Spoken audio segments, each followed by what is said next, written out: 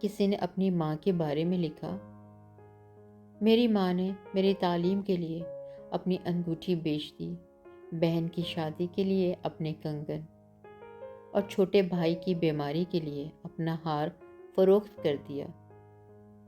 اس نے اپنے جسم پہ زیورات کا کوئی ٹکڑا باقی نہیں چھوڑا۔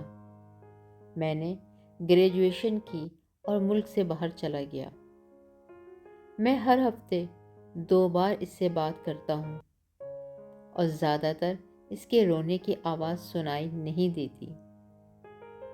میری بہن ایک امیر آدمی سے شادی کر چکی ہے اور آج وہ اپنے تمام خواب پورے کر رہی ہے۔ میرا چھوٹا بھائی ایک مشہور فٹ بال کھلاڑی ہے۔ وہ جب سے گھر سے نکلا دوبارہ نہیں آیا۔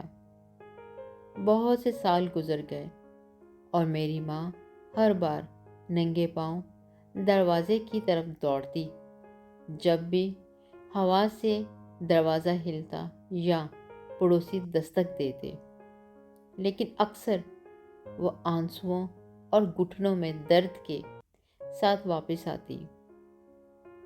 میری ماں اس وقت مر گئی جب وہ اپنے پرانے رومال میں اپنا پازیب چھپائے ہوئے تھی، ڈرتے ہوئے کہ کہیں ہم میں سے کوئی بیمار نہ ہو جائے۔ سچ ہے، ماؤں کی طرح کوئی پیار نہیں کرتا، اولاد بھی نہیں۔